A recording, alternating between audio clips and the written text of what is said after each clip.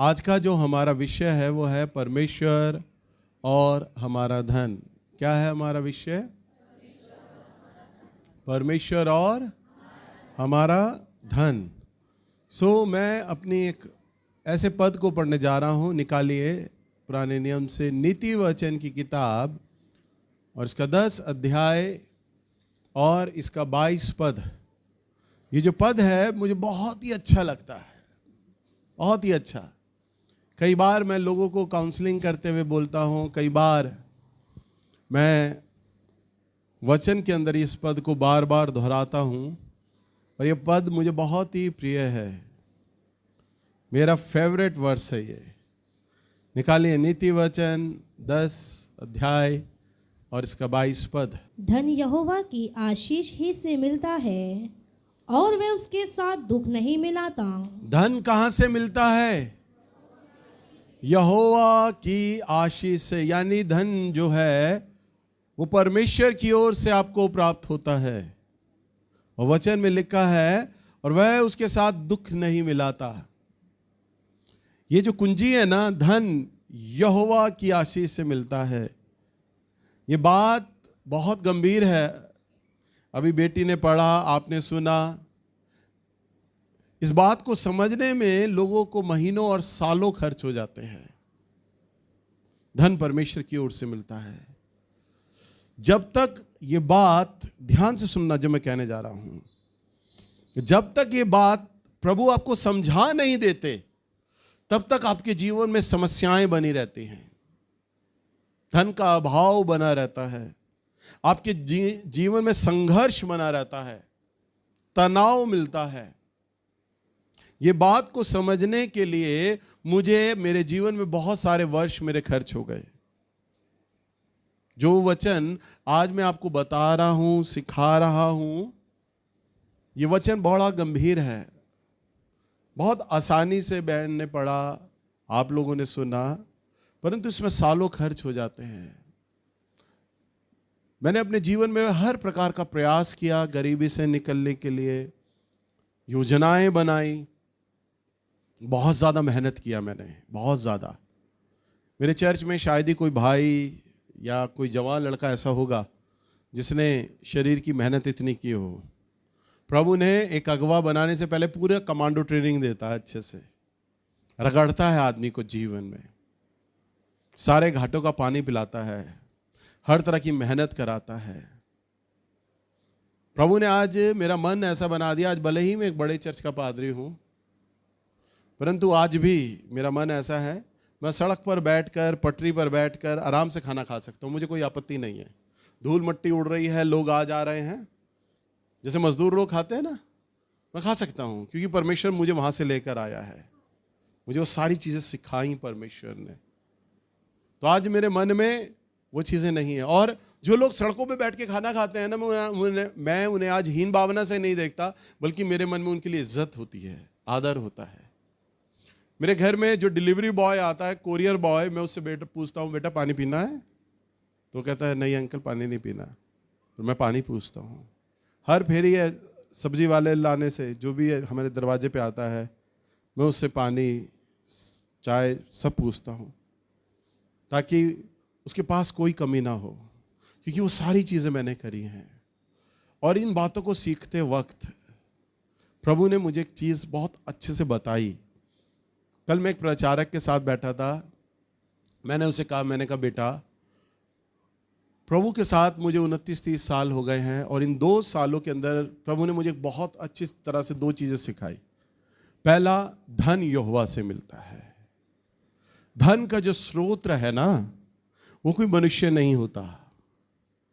आपकी रिश्तेदार, जानकार, कांटेक्ट, आपका पर्सनल व्यक्ति आपको कभी अमीर नहीं बना सकता। धन कहाँ से मिलता है? यहोवा की ओर से मिलता है। दूसरा, मैंने उसे कहा, मैंने कहा बेटा, मनुष्य पर भरोसा रखना सबसे बड़ी मूर्खता है। मैंने उसको, अपने प्रचारक को बोला, कभी भी मनुष्य पे विश्वास मत करना। मैंने अपने जीवन में देखा है, बहुत कम, विरले उंगली पे गिने जाने वाले लोग होंगे जो तुम उनसे प्यार करेंगे सच्चे दिल से, जो तुम्हारे लिए ईमानदार होंगे, जो तुम्हारे लिए वफादार होंगे। मैंने कहा आज मेरे पास सैकड़ों लोगों की कलीसिया है, पर सारे लोग मुंह से पिता पिता, आत्मिक पिता, भैया जी आप हमारे सब कुछ हो, माता पिता हो, पर पीठ पीछे मेरी बुराइयां करते हैं और साथ नहीं है। सामने सब हैं, दिखाने के लिए भीड़ होती है, पर मैंने कहा बेटा उंगली पे गिने जाने वाले लोग हैं, बस उंगली पे, जो जिन्हें मैं कह सकता हूँ ये मेरे अपने हैं, जो मेरे लिए ईमानदार हैं, वफादार हैं हर बात में, उंगली पे गिने जाने वाले लोग। मैंने कहा दो चीज़ें मुझे मेरे प्रभु ने सिखाई है। तो मैंने कहा तू ये गांठ बांधना, और ये दो चीज़ें मैंने आपको अभी अपना जीवन का सार दे दिया, और ये सच है। धन, क्योंकि हम धन के विषय में हैं, अभी हम मनुष्य के बारे में नहीं सीख रहे, तो धन जो है वो कहाँ से मिलता है? यहोवा की ओर से। और आगे क्या लिखा है? और उसके साथ वो दुख नहीं मिलाता। क्या नहीं मिलाता? देखिए धन के स्रोत कई हो सकते हैं, परंतु प्रमुख जड़ें, जो प्रमुख जड़ें हैं वो दो हैं। देखिए 3 प्रकार के संसार है। पहला तो हमारा संसार, भौतिकवाद, जिसमें मनुष्य रहता है, और 2 प्रकार के संसार हैं और पहला ज्योति का संसार, यहाँ यानी कि आत्मिक संसार, परमेश्वर, स्वर्ग का राज्य है ना, वो संसार। तीसरा है अंधकार का संसार, यानी शैतान का संसार। और मनुष्य एक न्यूट्रल है, एक ऐसे संसार में है, अगर वो ज्योति के संसार की तरफ जाता है, तो ज्योति के संसार की तरफ जाता है तो परमेश्वर और उसका अनुग्रह और उसकी आशीषें उसके संसार पर हावी होने लगती हैं। और अगर वो अंधकार या दुष्ट या शैतान के संसार में प्रवेश करता है तो उसकी बातें, उसकी प्रभुता उसके जीवन पर अधिकार करती हैं। तो धन आपको 2 प्रकार के संसारों से प्राप्त होता है, क्योंकि आपका संसार तो न्यूट्रल है। पहला ज्योति अर्थात परमेश्वर का, जैसा अभी हम सीख रहे हैं, परमेश्वर की ओर से मिलता है धन। दूसरा है दुष्ट का, शैतान का। समझ पा रहे हैं? आज कई ग्रुप हैं संसार के अंदर, इल्यूमिनाटी, शैतान को पूजने वाले, मानने वाले, उस पर भरोसा करने वाले। देखिए एक बात मैं आपको सिखाता हूं, मोटा सा पकड़ के चलो, कि जो लोग परमेश्वर पर विश्वास नहीं करते, जो लोग प्रभु का वचन नहीं मानते, वो लोग उस दुष्ट शैतान की ओर से हैं। बस भाई, सिक्के के 2 ही रूप होते हैं, एक हेड और एक टेल। हर चीज का 2 रूप है, सच या झूठ। या तो आप ज्योति की संतान हैं, प्रभु की ओर से हैं, और यदि आप ज्योति की तरफ से संतान नहीं है तो ऑटोमेटिकल आप कहो या ना कहो आप शैतान की ओर से हो जाओगे। हालेलुया। तो जितनी मेरी बहनें हैं ना, जिनके पति चर्च में नहीं आते, वो घर में जाके ये मत बोलना आज भैया ने बड़ी अच्छी बात बताई, मैं तो ज्योति की संतान हूं और तुम दुष्ट की संतान हो। नहीं तो पिटोगी सब अच्छे से। सुन रही हो? ये बात समझने की है, बताने वाली नहीं है। किसी की आंख खराब हुई हो तो आप उसे यूं बोलिए, भाई साहब आपकी आंख खराब कैसे हो गई? आप पूछो, ए कांड़े तेरी आंख कैसे खराब हो गई? ये मत पूछना, तो बुरा लगेगा। कई बातें सीखने और समझने की होती है, बताने की नहीं होती। अब है तो हमारे जानकार, हमारे मित्र, हमारे रिश्तेदार, हमारे परिवार के लोग, मेरा पति, मेरी बीवी, मेरे बच्चे, वो अंधकार की तरफ जा रहे हैं, और हम जानते हैं हम प्रभु को जान गए, जीवित ईश्वर को जान गए, हम ज्योति में आ गए। हमारा ये कर्तव्य बनता है कि मेरा परिवार भी ज्योति के पास आ जाए। समझ पा रहे हैं? आपको ये चिंता होनी चाहिए, अगर प्रभु के पास नहीं आया तो इसके जीवन पर अंधकार राज्य करेगा, अंधकार आएगा। और अंधकार, प्रभु का वचन में लिखा है, शैतान चोरी करने, घात करने और नष्ट करने आता है। यूहन्ना 10:10 बात लिखा है ये। परंतु वचन में लिखा है वह उसके साथ दुख नहीं मिलाता। अगर शैतान की ओर से जितना भी धन मिलता है ना, जितने भी बड़े बड़े मिलेनियर रहे, सेलिब्रिटी रहे, हीरो हीरोइन रहे, माइकल जैक्सन रहे, शैतान के पास आते हैं, शैतान भी प्रभु के सामने आया था और उसने क्या कहा, यदि तू मेरे आगे दंडवत कर दे, मेरे आगे गिर जाए, तो मैं सारा राज, सारा वैभव तुझे दे दूंगा। शैतान के पास भी दौलत है आपको देने के लिए। जो शैतान के आराधक हैं, उस पर विश्वास करने वाले लोग हैं, वह भी अमीर होते हैं। तो धन इस बात का प्रमाण नहीं होता कि वो लोग आशीषित है। परंतु एक बात बड़ी अच्छी लिखी है, धन मिलता है परंतु यहोवा दुख नहीं मिलाता। माइकल जैक्सन मिलेनियर रहा, कई अरबोपति मिलेनियर रहे, सेलिब्रिटी अमीर हो गए, परंतु वह अपने धन को भोग नहीं पाए। करोड़ों रुपया कमा लिया, भोग नहीं पाए। ऐसे धन का, ऐसे पैसे का क्या फायदा जो आप कमाओ, आपके लिए ना हो, आपकी औलाद के लिए ना हो, आपके जीवन साथी के लिए ना हो, आपकी आने वाली वंशावली के लिए वो धन काम ना आए। हालेलुया। कई लोग बीमार पड़ जाते हैं, शुगर हो जाता है, पैसा तो कमा लिया, शुगर हो गया, डॉक्टर कह देगा देखिए आपको मीठा नहीं खाना, मीठे से परहेज, आपको ये चुने हुए चावल नहीं खाना, पूरियां नहीं खाने, तले हुए खाने नहीं खाने, आधे से ज्यादा खाना तो डॉक्टर बंद करा देगा, शुगर हो जाएगी आपको, दिल की बीमारी हो जाएगी, कमर का रोग हो जाएगा, जोड़ों का दर्द हो जाएगा, डॉक्टर कहेगा सारा डल्ला पिल्लो का गद्दा छोड़ के नीचे चटाई पे लेटो बाप। हालेलुया, है ना। अच्छा डल्लब का गद्दा है, दूसरे लोग सो रहे हैं पर आप नीचे सो रहे हो, दूसरे लोग खाना खा रहे हैं, अच्छा पर आप नहीं खा पा रहे। आप मिठाई की तरफ खाने लगोगे तो पत्नी, परिवार के लोग, रिश्तेदार मिठाई छीन लेंगे, नहीं शुगर है, बढ़ जाएगी, ध्यान रखो। हालेलुया। वचन में क्या लिखा, दुख नहीं मिलाता। आप उस चीज को भोग पाओगे, खा पाओगे।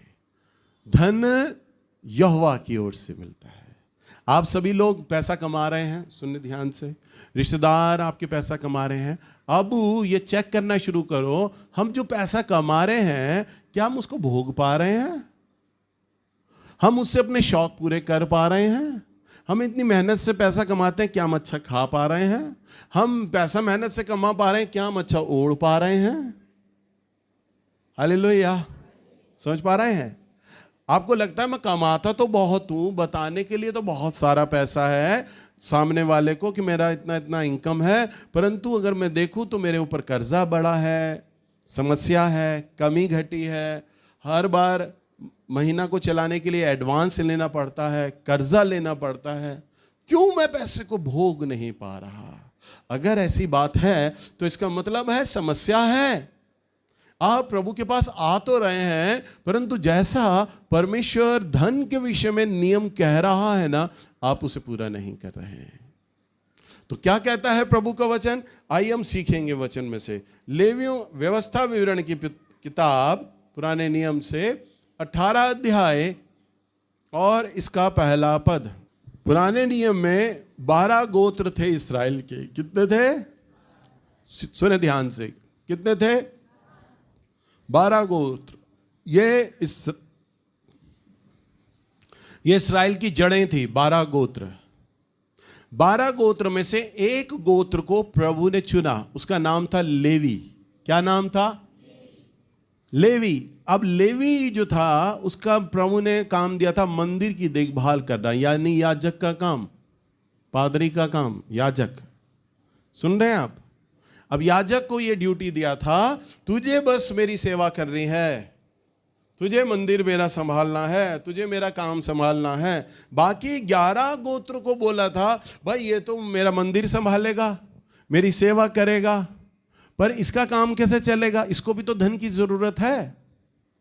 हमारे चर्च में 4 बहनें आती हैं, उनमें से एक बहन अपने बूढ़े माँ बाप के पास रहती है, परंतु 3 बहनें कमाने जाती हैं।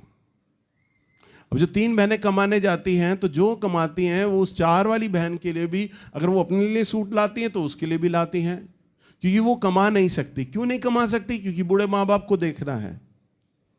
इसलिए बूढ़े माँ बाप को संभालने के लिए कमा सकती है, नौकरी कर सकती है, परंतु वो माँ बाप को देख रही है। इसलिए 3 बहनों का कर्तव्य हो जाता है कि अब वो उसकी देखरेख करें, जो भी उसकी आर्थिक जरूरतें हैं उसे वो पूरा करे। समझ पा रहे हैं?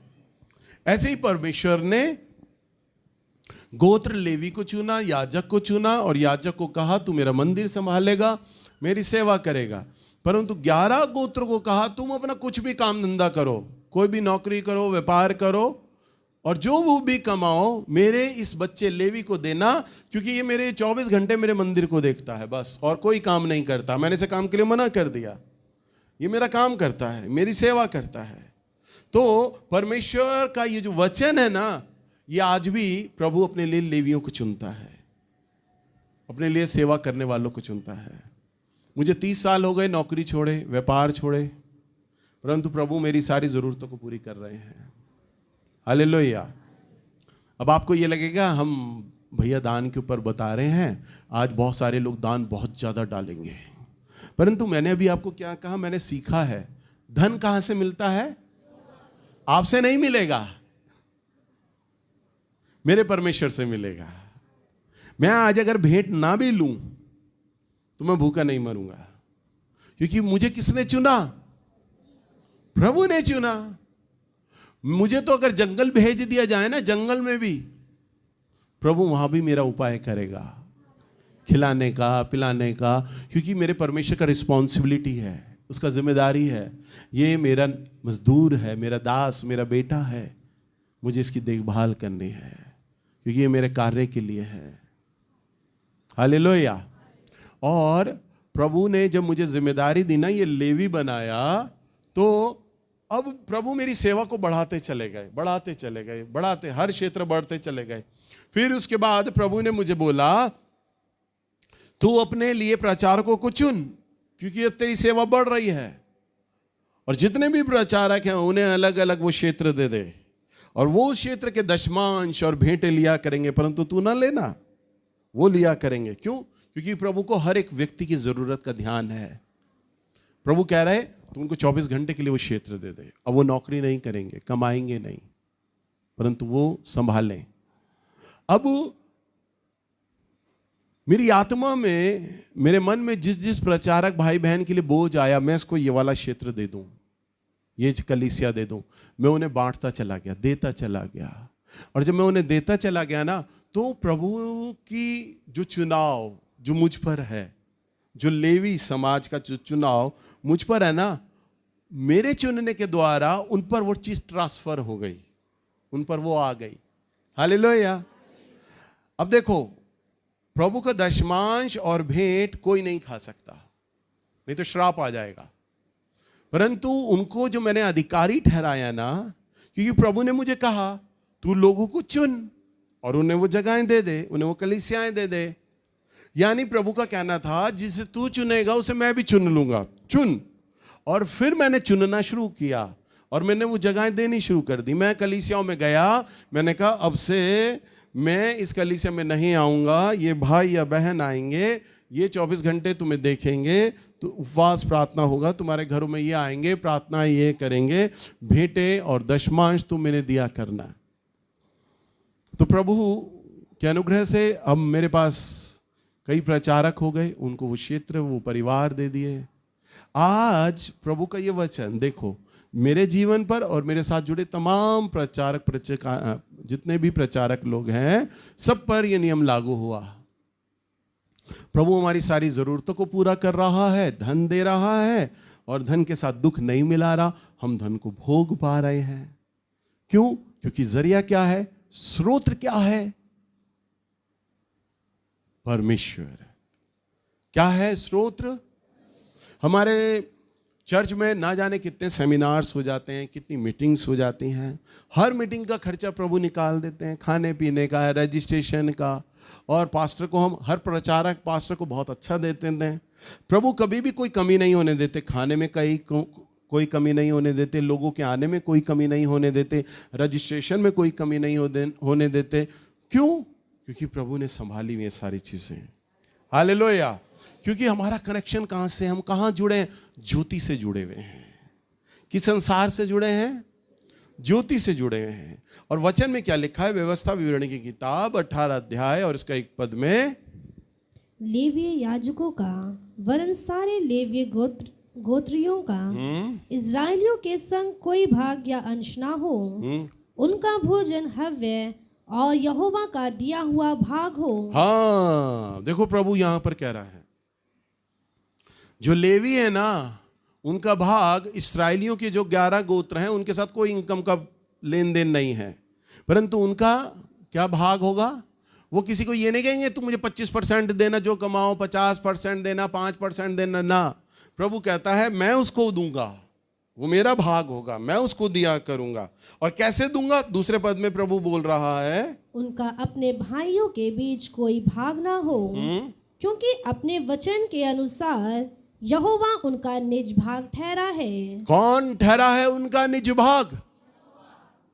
उनके भाइयों के बीच में उनका कोई भाग ना हो। हाय उस मनुष्य पर जो मनुष्य पर भरोसा रखे। हालेलुया। समझ पा रहे हैं? अरबोपति आदमी को मेरे बारे में पता चला, बनिया परिवार, वो आया और रोता हुआ आया। तब मेरा चर्च सिर्फ उधड़ा हुआ था, सीमेंट, चादर बांधी जाती थी, तिरपाल। वो आया और उसने कहा, भाई जी मुझे आपके बारे में पता चला है, मेहरबानी से मेरे बेटे के लिए प्रार्थना कर दें। मैंने कहा क्या हुआ? कह रहा मेरा बेटा है ना, फिल्म डायरेक्टर का कोर्स उसने किया, कोर्स किया और वो एक पिक्चर करने लगा और हेमा मालिनी से पता नहीं क्या झगड़ा हो गया, जादू टोना करके हेमा मालिनी ने उसे पान में कुछ खिला दिया, तब से मेरा बेटा पागल हो गया है। कह रहे मैंने कई पूजा पाठ करा लिए, तांत्रिकों को दिखा लिया, वो जादू टोना गया नहीं, पागल है वो। मैंने कहा अच्छा। कह रहे आप मेरे घर पर चलो। मैंने उसे कहा कि यहाँ संडे को ले आओ। वो रोने लग गया, गिड़गिड़ाने लग गया, एक बाप मेरे पैरों को बार बार छूने लग गया, मेहरबानी से आप मेरे घर चलो, मेहरबानी से आप मेरे घर चलो। उसने मुझे कहा मैं आपका सारा चर्च बनवा दूंगा, मेरे पास बहुत सारा पैसा है, मैं आपका चर्च बना दूंगा। मुझे मुस्कुराहट आई, हंसी आई। मैंने कहा अरे मूर्ख, तू मेरा चर्च कहाँ बनवाएगा? मेरा चर्च तो मेरा परमेश्वर बनवाएगा। पर उसे लगा कि मैं पैसों का लालच दूंगा तो ये घर चलेंगे, परंतु मुझे दया आई कि बार बार एक बाप मेरे पैर पड़ रहा है, मुझे कठोर नहीं होना क्योंकि मैं भी एक बाप हूँ। मैंने कहा चल मैं तेरे घर चलता हूँ। फिर मैं उसके घर गया। घर जाकर मैंने सिंपल 2 मिनट का प्रार्थना किया, टोना टूटा, लड़का नॉर्मल। माँ बाप सारे चकित कह रहे हम पता नहीं बालाजी ले गए, फलाने तांत्रिकों पे ले गए, कहाँ ले गए, कहाँ पूजा पाठ करा ली, कहाँ मन्नतें करा ली, पर आपने 2 मिनट का प्रार्थना किया, बच्चा मेरा नॉर्मल हो गया। मैंने उसे कहा आप संडे को आना, गवाही देना और हर संडे चर्च आया करना। उसके बाद वो नहीं आए। हालेलुया। परंतु मेरा चर्च जो जितना भी बना ना, वो मेरे परमेश्वर ने बनाया। बहुत लोगों ने आके वायदे किए, हम ये करेंगे, हम वो करेंगे। मैंने क्या कहा? बहुत कुछ सिखाया प्रभु ने। हाय उस मनुष्य पर जो मनुष्य पर भरोसा रखे। आपको किस पर भरोसा रखना है? यहोवा परमेश्वर पर। प्रभु कहता है कि इस्राएलियों के बीच कोई भाग व अंश ना होगा। वो मुझे भी कहता है, नैल्स, इनके दान, इनकी भेंट, इनके दशमांशों पर ध्यान मत देना। ये तुझे बुलाएं कि हम तुझे इतना पैसा देंगे, विश्वास मत कर लेना, परंतु तू ये जान ले कि यहोवा का दिया भाग ही तेरा अंश होगा। मैं तुझे दूंगा, तेरा प्रोवाइडर, तेरा स्रोत मैं हूं। दूसरा पद, तीसरा पद, और चाहे गाय बैल, चाहे भेड़ बकरी का मेल बलि हो, उसके करने वाले लोगों की ओर से याजकों का हक यह हो। पहले के जमाने में किसान लोग हुआ करते थे 2 प्रकार के, या तो वो पशुपालन थे या वो अनाज उगाते थे। तो दोनों प्रकार के बलिदान प्रभु को चढ़ाए जाते थे, क्योंकि पैसा नहीं होता था उस समय, मुद्रा नहीं थी। तो लोग गाय बैल जो जानवर पालता था, भेड़ बकरी जो पालता था, वो उसका बलिदान प्रभु को चढ़ाता था। प्रभु मैं आपको भेंट दे रहा हूं। और जो भेंट लाता था, अगर उसने अनाज बोया है तो वो ज्वार, गेहूं, चावल, वो प्रभु को चढ़ाता था। प्रभु मैं आपको ये भेंट दे रहा हूं, क्योंकि उनका इनकम ही वही था, उनका रुपया ही वही था। समझ पा रहे हैं? तब परमेश्वर ने बोला कि जो बेल बलि लाते हैं लोगों की ओर से, याजकों का हक, यानी मेरे याजकों का हक ये हो, क्या हो, कि वे उसका कंधा और दोनों गाल और पेट याजक को दे। हाँ, क्या दे? याजक को। कौन सा बलिदान? क्या हुआ? चाहे वो मेमना हो, बैल हो, कुछ भी हो, उसका क्या दें? कंधा दें। क्या दें? कंधा, गाल और झोंक यानी उसका भारी सारा सीना और पेट, सामने का हिस्सा, वो याजक को दें। अब हम चिकन में एक पीस माना जाता है, बड़ा मशहूर पीस है, सब लोग उसी को ढूंढते हैं प्लेट में। क्या होता है वो पीस?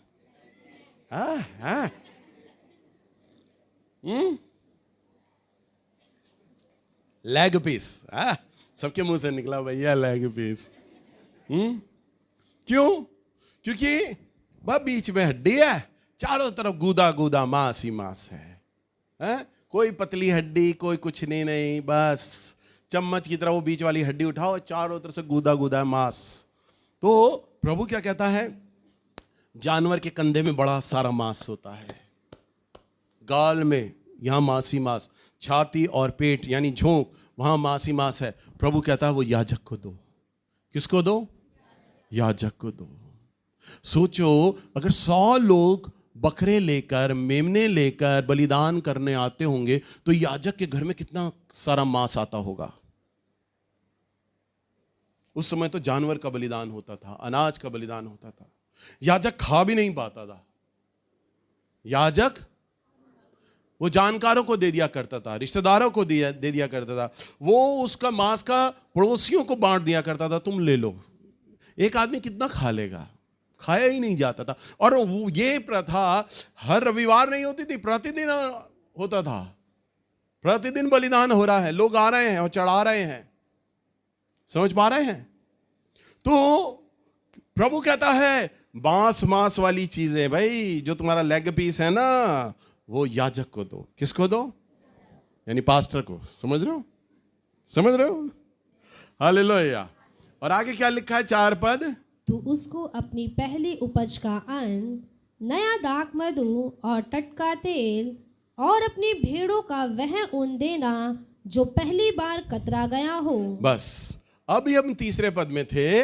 भेड़, बकरी, मेल बलि और जो उसकी लोगों की ओर से वह याजक का हक हो, और उसका कंधा, दोनों गाल, झोंक याजक को दें। यानी अच्छा मांस किसको दो? याजक को दो। अच्छा मांस याजक को दो। अब देखो सुनो, कई बार लोग मुझे भेंट देते हैं। किसी के परिवारों में जाता हूं मैं, कोई बुलाते हैं, भैया हमारे बच्चे का जन्मदिन आप जरूर आओ। कई लोग आशीष पाते हैं, भैया हमने चर्च में आशीष पाया, हमने आज तक आपको कुछ नहीं दिया, आप आओ। वो मुझे बुलाते हैं बड़े प्यार से, बड़े आदर के साथ। और जब वो कपड़ा देते हैं ना मुझे, अब भाई मैं तो 6 फुट के लगभग हूं, तो कपड़ा देते हैं ना, वो 1.10 निकलता है। मेरा बरमूडा बनेगा, घुटने तक आएगा, पैंट ही नहीं बनेगी मेरी। वो शर्ट ऐसी देते हैं, वो अलमारी या पलंग के अंदर से निकाल के देते हैं, जो कई साल पुराना हो। कई बार मेरी पत्नी ने जब कपड़े खोले ना, तो उन कपड़ों में दरारें आई हुई थी, त्रेड़ आई हुई थी, फट रहे थे, वो गल रहे थे। कई लोग वो देते हैं भेंट में। और वो ये विचार करते हैं, हमने भैया को बुलाया, खाना खिलाया, हलवा पूरी भी खिलाई और कपड़ा भी दिया, अब प्रभु हमें आशीष देगा। वो चुनावा याजक, वो चुनावा जो मंदिर की सेवा कर रहा है, परमेश्वर ने बाकी सब लोगों को ये ड्यूटी दिया है कि तुम मेरे याजक को अच्छा देना, कंधा देना, गाल देना, झोंक देना, अच्छी वस्तुएं देना। तुम क्या दे रहे हो? हालेलुया। अब मैं आपको ये नहीं कह रहा कि आप मुझे कपड़ा भी दो, प्रभु का अनुग्रह है। मुझे कौन दे रहा है? मेरा परमेश्वर, वो मुझे दे रहा है। परंतु मैं आपको इसलिए सिखा रहा हूं कि जब आप प्रभु को देना सीखेंगे अच्छा, तब परमेश्वर आपको बढ़ाकर देगा। संगम विहार से एक बहन आती है मेरे पास अपने भाई के साथ, हर 12-15 दिन में आती है वो। और उसे पता है कि मैं चर्च में हर बार अंडे खाता हूँ। नीचे में पूछते हैं बच्चे मेरे से, भैया क्या खाओगे? कचौड़ी खाओगे, ये खाओगे? तो मैं उन्हें कहता हूँ बेटा उबले हुए अंडे दो, कम से कम पौष्टिक आहार तो जाए, कचौड़ी क्या खानी। तो मुझे अंडे अच्छे लगते हैं, स्वाद में भी और शरीर के लिए भी अच्छा है। मैं कहता हूँ अंडे, हर संडे अंडे खाता हूँ। उस बच्ची को पता चला कि भैया को अंडे बड़े अच्छे लगते हैं, अंडे खाते हैं। तो वो मेरे घर में हर 12-15 दिन बाद 2 ट्रे लाना उसने शुरू कर दिया। और जब वो लाते ही, उसके जाने के बाद जब हम अंडे निकालते खाने को, तो जब देखते ना सारे अंडे इतने बड़े बड़े, मैंने उसे कहा ये खरीद कहां से रही है? पूरे संतनगर बुराड़ी में हमें ये अंडे मिलते ही नहीं कहीं भी, ये स्वाद नहीं मिल रहा, ऐसे अंडे नहीं मिल रहे। हमारे नीचे दुकानदार है, उसके अंडे छोटे छोटे से त्रेड़ पाए हुए, और वो स्वाद ही नहीं होता। ये अंडे ला कहां से रही है? मैंने कहा, मेरे मन में हमेशा सवाल रहता, उस लड़की से पूछूंगा। जब वो आती अंडे देख के चली जाती, तब मुझे ध्यान आता, ओ मैंने जगह पूछनी थी, क्योंकि जब 2 ट्रे खत्म हो जाती है तो मैं कहां से और अंडे खरीदूं? वो अंडे तो खरीदने, वो दुकान देखनी है मैंने। अब जब वो आई मुझे अंडे देने, मुझे याद आया, मैंने उससे पूछा, मैंने कहा बेटा एक सवाल का जवाब दे, तू अंडे खरीदती कहां से है? सारे अंडे तेरे इतने बड़े बड़े साफ, कोई चटकीला नहीं होता, ये अंडे खरीदती कहां से? कह रही भैया वैसे मैं खरीदती तो संगम विहार से हूं, वहां से एक फार्म हाउस है, मैं वहां से लेती हूं। मैंने कहा अच्छा। मैंने कहा सारे अंडे वो बड़े बड़े देता बेटा, सारे अंडे? कहती, फिर वो हंसी, कहती नहीं ये सारे अंडे बड़े नहीं होते, छोटे बड़े सब होते हैं। कहती जब मैं आपको कभी भी 2 अंडे की ट्रे लाती हूं ना, तो मैं 3 ट्रे खरीदती हूं। कितनी? 3 ट्रे खरीदती हूं।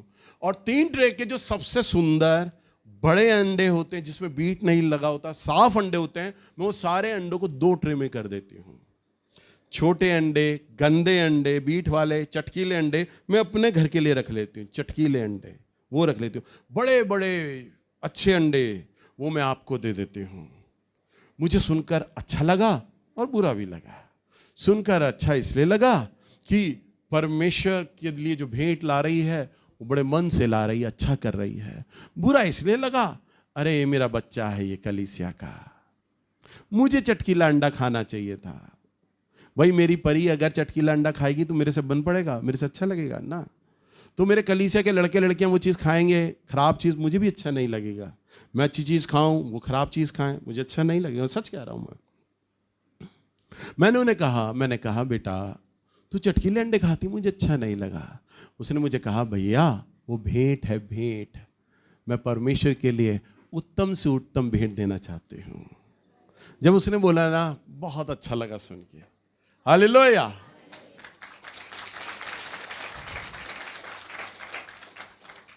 फिर वो कई बार अपनी भाभी से बोलती है, भाभी मुझे खाना बना के लाना है, बताओ क्या लाऊं मैं। तो वो कई बार मीट बना कर लाती है, बड़ा स्वादिष्ट मीट बना कर लाती है। वो कहती मुझे खाना बनाना नहीं आता, मैं यूट्यूब से देख देख कर सीखती हूँ। पहले मैं घर में ट्राई करती हूँ, चिकन कैसा बना, फलाना चिकन कैसा बना, अच्छा लगा, कमियां तो नहीं है, वो कमियां सुधारती है। और फिर वो फलाना चिकन जो एक अमुक चिकन होता है, चाहे वो चंगेजी हो, तड़का हो, कुछ भी हो, वो बना के फिर मेरे घर में लाती है, ताकि भैया को मैं जब घर में दूं तो अच्छे से अच्छा स्वादिष्ट चिकन दूं। एक बार वो कहती, भैया मेरी माँ कहती तुझे सिर्फ चिकन बनाना आता, दाल वाल कुछ नहीं आती, तेरी शादी करूं तो किससे करूं। हालेलुया। मैंने उसे मजाक में कहा, जब की बार तेरा लड़के के साथ किसी लड़के के साथ रिश्ता होगा ना, तेरे हाथ का चिकन खिला दूंगा। वो कहेगा जब चिकन इतना अच्छा बना लेती है तो सब्जी दाल कितना अच्छा बनाती होगी। पास। हालेलुया। तो बात कहने की है कि वो इतना प्यार से परमेश्वर के लिए वो लाती भेंट, इतना अच्छा लगता। परंतु मैं एक आत्मिक पिता हूं, मेरे बच्चे वो चटकीला खराब अंडा खा रहे हैं, वो भी अच्छा नहीं लगा। परंतु जब उसने मुझे ये बोला ना कि वो भेंट मैं प्रभु को दे रही हूं, तो बहुत ही सुनकर अच्छा लगा। मैंने कहा बेटा जो तू ये सेवाएं दे रही है ना, जो तू कर रही है मेरे साथ, मैंने कहा मैं लिखकर तुझे दे देता हूं, आने वाले दिनों में परमेश्वर तुझे अमीर बनाएगा, धनी बना देगा। मैंने कहा बेटा इसी प्रकार से तू अपनी सेवा में बनी रहना, ऐसा ही किया करना, उसे बोला मैंने। हालेलुया। तो क्या लिखा है, याजक का हक हो कि उसका कंधा, दोनों गाल, झोंक याजक को दें। 4 पद में तू उसको अपनी पहली उपज का अन्न, क्या कहता है भाई, लोग अनाज उगाते थे, फिर अंगूर लगाते थे, अंगूर का रस निकालते थे। प्रभु कहता है नया दाख मधु और टटके का तेल, जो तुम जैतून का तेल निकाल रहे हो, जैतून का तेल निकलता था तब। प्रभु कहता है ये सारा जब पहली बार जब तेल निकालते हो ना, पहली बार जब ऊन निकालते हो, और पहली बार भेड़ का वह ऊन देना जो पहली बार कतरा गया हो। पहली बार की चीज बोलो अच्छी होती है, हाँ बोलो भाई, बारे बोलो ना। पहली बार सारी चीज अच्छी होती है। पहली औलाद, उसे माँ बाप का बहुत प्यार मिलता है, रिश्तेदारों का प्यार मिलता है। पहली औलाद बड़ी हेल्दी पैदा होती है। बहुत कम लोग होते हैं जिनके कमजोर कमजोर बच्चे पैदा होते हैं। पहली औलाद बड़ी हेल्दी होती है। दूसरी और तीसरी औलाद थोड़ी कमजोर होती है। मेरा पहला बच्चा शानू जब पैदा हुआ तो 11.5 पाउंड का हुआ, लगभग 4.5 किलो का बच्चा। मुझे हॉस्पिटल में इनाम मिला, देसी घी का डब्बा और तौलिया इनाम में मिला। कहा ऐसे बच्चे, डॉक्टर ने बोला ऐसे बच्चे आजकल पैदा ही नहीं होते, इतने भारी वेट के बच्चे पैदा नहीं होते। उन्होंने कहा ये बहुत लंबा चौड़ा जाएगा बच्चा, इसके खाने पे, इसकी खुराक पे बहुत ध्यान देना। 11.5 पाउंड। और उसके बाद फिर मेरे दोनों बच्चे परी और शान 10-10 पाउंड के हुए। वो ताकत, वो इतने भारी पाउंड के नहीं हुए क्योंकि पहला बच्चा था भाई। मैं भी अपने परिवार का पहला बच्चा, प्रभु ने मुझे चुना। मेरा पहला बच्चा शानू, प्रभु ने उसे चुना। शान को आने वाले टाइम में चुनेगा, परी को आने वाले टाइम में चुनेगा, पर पहली औलाद को उसने पकड़ लिया। पहली चीज। अब मेरा बच्चा जब बड़ा हुआ, मैंने कहा अब ये कमाने लग गया है भाई, मैं बूढ़ा हो रहा हूं, अब ये घर के कामों में चीजें हाथ बटाएगा, घर का काम करेगा, खर्चे संभालेगा, ये सारा करेगा। परंतु प्रभु ने कहा तू नौकरी और व्यापार में मत जा, मैं इसे चुन रहा हूं। क्योंकि पहला ऊन, समझ पा रहे हैं, पहला दाख मधु, पहला टटके का तेल, आपकी पहली चीज जो आपको सबसे अच्छी लगती है ना, प्रभु वो मांगता है। आप गरीबी में जी रहे हो, बहुत साल बाद प्रार्थनाओं के साथ आपकी नौकरी लगेगी। जब नौकरी लगेगी, जिस दिन आपको नौकरी लगेगी और पता चलेगा 20,000 रुपए तनख्वाह है, आप सबको जा जा के गवाही दोगे मेरी 20,000 रुपए तनख्वाह है। आपके परिवार अब उस खर्चे का इंतजार करेंगे, अरे पहली तारीख को 20,000 आ रहा है घर पे, तेरी तनख्वाह आएगी, हम ये करेंगे, बनिए का चुका देंगे, इतने महीने का बिल, किराया चुका देंगे, 4 महीने से चढ़ा है, फलाने अंकल आंटी से लिया था उन्हें भी दे देंगे, 20,000 रुपए बहुत ज्यादा आ रहा है, सब कुछ अच्छा होगा। परंतु प्रभु क्या कहता है, तुम सपने बेटा बाद में बनाना, 20,000 तुम मुझे दे दो। हालेलुया। अब ऐसा लगता है परमेश्वर क्या कठोर है, निर्दयी है कि परमेश्वर हमारी पहली जो चीज है वो ले रहे हैं। अरे प्रभु आपको दिखाई नहीं दे रहा, 4 महीने हो गए, फलाने मकान मालिक का किराया देना है, राशन नहीं भरा, क्यों प्रभु आप हमें भूखा रखना चाहते हो? परंतु परमेश्वर आपका प्यार देखना चाहता है। हालेलुया। कई बार मैंने बातों बातों में, वचन में मैंने कई बार बोला मुझे चॉकलेट बहुत अच्छी लगती है। जब गरीब था तब चॉकलेट नहीं खा पाया, अब जब पैसा आया तो बाप बन गया हूं, तब चॉकलेट नहीं खा पाता। कई बार लोग मुझे गिफ्ट में चॉकलेट दे देते हैं। हमारे चर्च की एक बहन है, बेटी है वो नीचे, भावना, वो कई बार बड़ी अच्छी महंगी वाली चॉकलेट लेकर आती है मेरे लिए, भैया आप खाओ। भाई उसका आत्मिक पिता वो मेरे लिए लाती है, उसे लगता भैया खाएंगे, मैं उसे कहता देता हूँ बेटा फ्रिज में रख दे, जाते समय दे दियो। अब जब जाने लगता हूँ तब वो मुझे देती है, मैं उसे साबुत ले जाता हूँ। मैं क्या करता हूँ, अपने घर के फ्रिज में रख देता हूँ। उसने किसको दिया खाने को? मुझे दिया। मेरे बच्चे पूछते पापा हम चॉकलेट ले आए, मैं कहता हूँ बेटा फ्रिज में रखी है। फिर कहती फ्रिज में चॉकलेट है? मैंने कहा हाँ। वो कहती है पापा ये कब खरीद के लाए? मैंने कहा बेटा वो चर्च गया था ना, फलानी बेटी ने, उसने दिया चॉकलेट। अच्छा पापा ये तो आपके लिए है ना? मैंने कहा नहीं तू खा ले, कोई बात नहीं। फिर वो कहती है पापा नहीं ये आपको दिया था ना, थोड़ा सा रैपर तोड़ेगी, खाओ पापा खाओ, प्लीज प्लीज प्लीज, एक बाइट तो खा लो, एक नहीं वाला तो खा लो। मैंने कहा नहीं तू खा। अब मुझे लगता है एक बाइट खाऊंगा तो 25% तो चॉकलेट मेरे मुंह में चली जाएगी, मेरी बच्ची को क्या मिलेगी? फिर मैं क्या करता हूँ, निन्ना सा कोना सा तोड़ता हूँ, ले बस। वो कहती है खाओ ना पापा। नहीं बेटा देख पेट भर गया, पेट भरा ना हो भले ही, नहीं बेटा पेट भर गया, बेटा खाने की इच्छा नहीं। फिर मैं उसे डांट के बोलता हूँ जिद मत करना, मेरा मन नहीं है ना खाने का। मन है पर बाप हूं, नहीं खा सकता, और उसे डांट के भेज देता हूँ, जिद मत कर, अभी मन नहीं है, जब मन होगा खा लूंगा। फिर वो चली जाती है, फिर पूरी चॉकलेट खाती है। बाप का तो मन ही नहीं है, गप गप गप। परंतु मैं बाप हूं, मन था। अरे सोचो, मैं पापी होकर, कठोर होकर अपनी औलाद को इतना प्यार करता हूं, हमारा परमेश्वर कितना हमसे प्यार करता होगा। हालेलुया।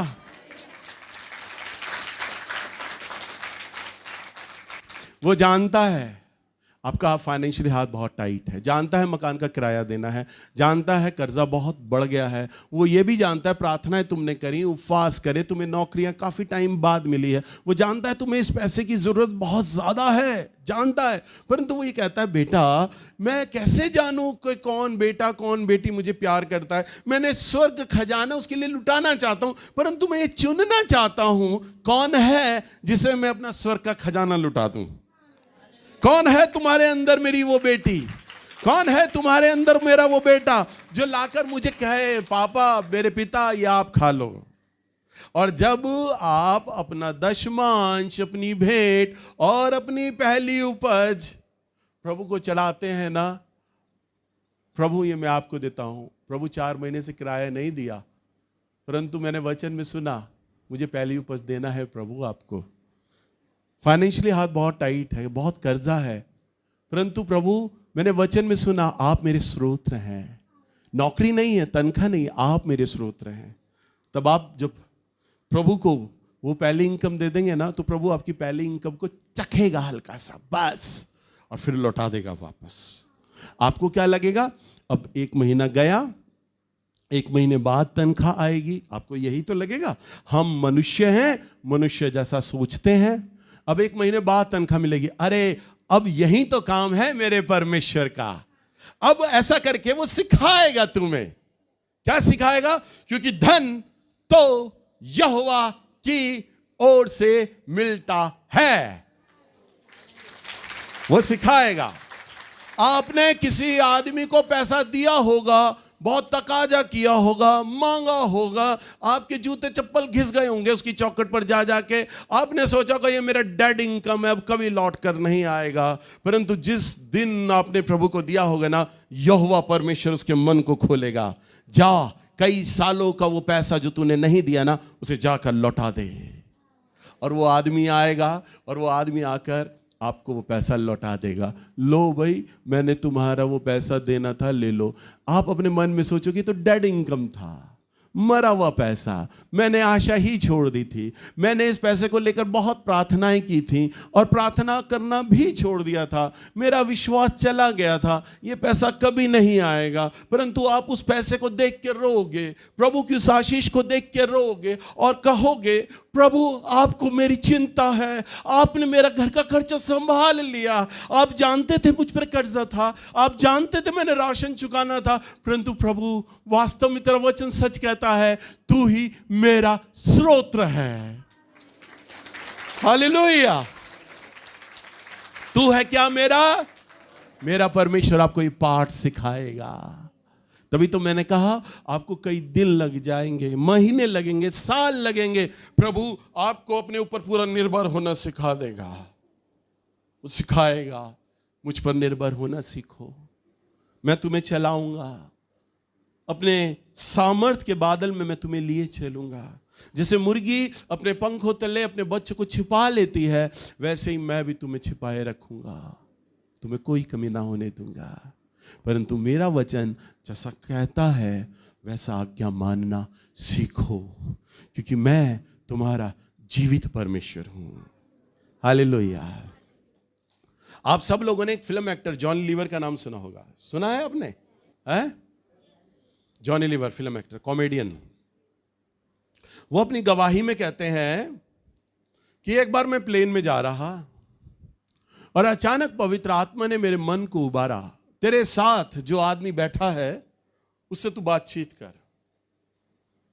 मैं जब दिल्ली में जॉनी लीवर को बुलाना चाहता था तो मैं बॉम्बे गया। एक मीटिंग के अंदर एक पास्टर ने जॉनी लीवर को इनवाइट किया था, तब मैं जॉनी लीवर के साथ बैठा, उनसे बातचीत करी। तब जॉनी लीवर ने ये गवाही, ये टेस्टिमनी दिया था, तब मैंने उस जॉनी लीवर की गवाही को सुना था। तब उन्होंने बताया, जॉनी लीवर ने, कि मैं प्लेन में जा रहा था और मेरे साथ एक व्यक्ति बैठा, एक आदमी बैठा। पवित्र आत्मा ने मुझसे कहा इस व्यक्ति से बात कर। जॉनी लीवर ने कहा मैं क्यों बात करूं इस आदमी से, अनजान है, क्या बात करूं मैं, कोई विषय नहीं है बात करने का, ना इसकी पत्नी का हाल पूछ सकता, ना बच्चों का हाल पूछ सकता, क्या बात करूं। थोड़ी देर मौन रहे, पवित्र आत्मा ने फिर बोला, जॉनी इससे बात कर। उन्होंने कहा ठीक है प्रभु, बात करते हैं, आप बार बार बोल रहे हैं। जॉनी लीवर ने कहा आप कहाँ जा रहे हैं? उसने कहा मैं फलां फलां जगह जा रहा हूँ। उसने कहा अच्छा। उसने कहा यात्रा का थोड़ा बोला कि यात्रा बड़े टाइम से निकली है, हम टाइम पे पहुँच जाएंगे अपने घरों पे, बड़ा अच्छा लग रहा है। जॉनी लीवर ने कहा आपका नाम क्या है? उसने जब नाम बोला तो क्रिश्चियन पादरी था, उसने नाम बोला तो जॉनी लीवर सुन के, क्रिश्चियन नाम सुन के खुश हुआ। अरे आप क्रिश्चियन हैं? तो उस आदमी ने बोला हाँ मैं क्रिश्चियन हूँ। जॉनी लीवर ने कहा मैं भी क्रिश्चियन हूँ। उन्होंने कहा अच्छा आप भी क्रिश्चियन हैं? अब दोनों में बातचीत शुरू हो गई। आप किस चर्च जाते हैं? जॉनी लीवर ने सवाल किया। उन्होंने कहा असल में मेरा चर्च है एक। हाँ, उससे पहले जब जॉनी लीवर जब पूछने लगे उनसे कि आपका चर्च है, जॉनी लीवर ने जैसे ही पूछा, जब जॉनी लीवर इनसे बात करने को थे ना, तो जॉनी लीवर को प्रभु ने पहले बोला, परिचय से पहले, इससे बात कर और इसको 5 लाख रुपया दे। क्या बोला प्रभु ने? इससे बात कर और इसको 5 लाख रुपया दे। अब प्रभु ने कहा अनजान आदमी, प्रभु किसी को नहीं जानता, और इसको 5 लाख फ्री में दे दूं? जॉनी लीवर कहते तब मैं स्ट्रगलर था, थोड़ा बहुत अच्छा हो गया था, पिक्चरें मेरी आने लग गई थी अजय देवगन वगैरह के साथ शुरुआती दिनों के साथ, तब वो पिक्चरों में आने लगे थे। वो कहते तब मैं शुरू में उठने लगा था पिक्चरों में, और वो कहते प्रभु मुझे कहते इस अनजान आदमी को 5 लाख रुपया दे। तब उस पादरी से बोलते, उससे पूछते आप क्या काम करते हो? उन्होंने कहा मेरा चर्च है, मैं पादरी हूं। उन्होंने कहा अच्छा आप चर्च है आपका, पादरी है? जॉनी लीवर खुश हुए सुन के, अरे ये तो प्रभु का दास निकला, सेवक है। जॉनी लीवर ने कहा आजकल आपके चर्च में क्या हो रहा है? उसने कहा आजकल हमारे चर्च का कंस्ट्रक्शन हो रहा है, हम चर्च बना रहे हैं, लगभग चर्च हमारा काफी बन चुका है, पर थोड़ा सा पैसा कम पड़ गया है, और वो जो पैसा कम पड़ा है ना, हमें 5 लाख रुपया कम पड़ा है। हमें कितना? 5 लाख रुपया कम पड़ा है। जॉनी लीवर को अचानक बात चमकी, अरे 5 लाख तो पवित्र आत्मा बोल रहे थे, और 5 लाख ये बोल रहा है कम है मेरे चर्च में। उन जॉनी लीवर ने कहा क्या मैं इसे दूं? नहीं अभी नहीं दूंगा, अभी और पक्का कर लूं इस बात को। तो जॉनी लीवर ने कहा अच्छा। वो कहते हैं अब हमारे चर्च के लोग, हम लोग प्रार्थना कर रहे हैं, क्योंकि परमेश्वर हमारा प्रोवाइडर है, हमारा स्रोत है, हम प्रार्थना कर रहे हैं कि प्रभु आप उस 5 लाख की जरूरत को पूरा कर दें, तो हम ये प्रार्थना कर रहे हैं। तो जॉनी लीवर ने कहा अच्छा। अब जॉनी लीवर ने उसको कहा भाई साहब, सर आप मेरी तरफ जरा गौर से देखिए, मुझे देखिए, आप पहचानिए मैं कौन हूं? जॉनी लीवर ने खुश होकर बोला अरे पिक्चरें देखता होगा, देखा होगा इसने मुझे। जॉनी लीवर ने कहा पहचानो मुझे, मैं कौन हूं? उसने, पादरी ने बड़े गौर से देखा, कहता नहीं हम कभी नहीं मिले। जॉनी लीवर कहता नहीं मिले? जॉनी लीवर जैसे बड़ी आंखें करते हैं, वो बड़ी आंखें करके बोलते हैं, मैंने कहा पादरी को हम नहीं मिले। जॉनी लीवर ने कहा देखो ध्यान से मेरी तरफ, मैं जॉनी लीवर हूं। उन्होंने कहा मैंने आपको पहचाना नहीं, हम कभी नहीं मिले। तो उसने कहा ये सच्चा प्रभु का दास है, पूरा साधु है, पिक्चर तक नहीं देखता ये है। तो उसने कहा देखो मैं फिल्म इंडस्ट्री का, बॉलीवुड का बहुत बेस्ट कॉमेडियन हूं, मुझे मेरी बड़ी मूवियां हैं, अपने बच्चों से, जानकारों से, किसी से ही पूछना, मुझे जॉनी लीवर प्लेन में मिला था, कोई भी मेरे बारे में बताएगा। उसने कहा अच्छा। तो उन्होंने ब्रीफकेस खोला जॉनी लीवर ने, और फटाफट 5 लाख का चेक बनाया और उस पादरी को दे दिया कि ये आपके चर्च के लिए है, आप अपने चर्च का कंस्ट्रक्शन पूरा कर लीजिए। हालेलुया। अरे ताली मत बजाओ ना, जब मैं बोलूं तब बजाना। उसके बाद क्या हुआ? पिक्चर अभी बाकी है। तो उसके बाद क्या हुआ? जॉनी लीवर प्लेन से जब नीचे उतरे एयरपोर्ट पे, अभी एयरपोर्ट पे क्या होता है कि एयरपोर्ट की 2 चीजें होती है। एक मेन द्वार होता है जहां से सारे लोग, यात्रीगण अंदर आते हैं, वो सोफा वगैरह, कुर्सियां वगैरह लगी होती है, वहां बैठे होते हैं, और जो प्लेन से लोग आते हैं वो अंदर से आते हैं, और जो सोफा पे बैठे हुए लोग होते हैं गलियारे से निकलकर वो बाहर की तरफ जाते हैं। तो ऐसा होता है एयरपोर्ट। अब जब जॉनी लीवर अपना ब्रीफकेस लेकर बाहर एयरपोर्ट की तरफ जा रहे थे ना, तो सोफे पे बैठा एक फिल्म प्रोड्यूसर था जिसने काफी सालों पहले जॉनी लीवर की पिक्चर कराई थी। तब जॉनी लीवर बताते हैं मैं स्ट्रगलर था, मेरा इतना नाम नहीं था, मैं जगह जगह जाता था प्रोड्यूसर डायरेक्टरों के दरवाजों पे, भाई मुझे पिक्चर का सीन पे मौका दे दो। तब अचानक वो प्रोड्यूसर ने मेरे को कहा और आवाज मारी, अरे जॉनी भाई इधर आओ, इधर आओ। जॉनी लीवर उसको पहचान गया। जॉनी लीवर को उसने कहा अरे यार तुमने बहुत साल पहले वो फलानी पिक्चर की थी ना मेरी, जॉनी लीवर ने कहा उसका यार पेमेंट ड्यू है, मैंने तुम्हें अभी तक पेमेंट नहीं दिया। तो जॉनी लीवर कहते वो पेमेंट मेरे लिए पूरा डेड मनी था, क्योंकि मैं जब स्ट्रगलर था काफी बार उस प्रोड्यूसर के दरवाजे पर गया, मांगे, मुझे धक्के मार के सिक्योरिटी निकाल दिया करती थी, उस प्रोड्यूसर से मिलने नहीं देते थे, मेरा वो पैसा नहीं मिला, तो मैंने वो डेड मनी समझा कि अब वो पैसा कभी मिलेगा ही नहीं। जॉनी लीवर कहते उसके बाद मेरा बहुत नाम हो गया, मैं बढ़ गया, प्रभु मुझे बढ़ाता चला गया। तो जॉनी लीवर को उसने फिर उस प्रोड्यूसर ने कहा भाई तुम्हारा पैसा बनता, मैं तुम्हें पैसा दूंगा, और उसने ब्रीफकेस खोला और 10 लाख का चेक बना के जॉनी लीवर को दिया। हालेलुया। ये है मेरा परमेश्वर। मैंने क्या कहा? धन तो यहोवा की ओर से मिलता है। 5 लाख रुपए अभी बादलों में दिया उस पादरी को चर्च को बनाने के लिए। वो पादरी प्रार्थना कर रहा है कि मुझे मेरे चर्च के लिए पैसा मिल जाए, 5 लाख रुपए। 5 लाख प्रभु ने उसकी जरूरत को पूरा किया। अब नीचे जॉनी लीवर ने 5 लाख बादलों में दिया ना। मैंने क्या कहा? जब आप प्रभु को बहुतायत से देते हैं तो प्रभु आपकी जरूरत को जानते हैं। जॉनी लीवर ने 5 लाख दिया, एयरपोर्ट से भी जॉनी लीवर बाहर भी नहीं गए, वहीं पर प्रभु ने 10 लाख रुपए उसके लिए अरेंज कर रखा है और 10 लाख लौटा दिया। वो डेड मनी जो जॉनी लीवर को मिलने की कोई आशा नहीं थी। हालेलुया। अब आप विचार करें कि आपका भी जो मरा हुआ पैसा है ना, जो कहीं से नहीं आएगा, वो मेरा परमेश्वर लाता है। हालेलुया। क्योंकि मनों को कठोर और नर्म करने वाला यदि कोई है ना, तो वो मेरा यहोवा परमेश्वर सेनाओं का यहोवा है। अब तालियां बजाएं मेरे परमेश्वर के लिए। हालेलुया।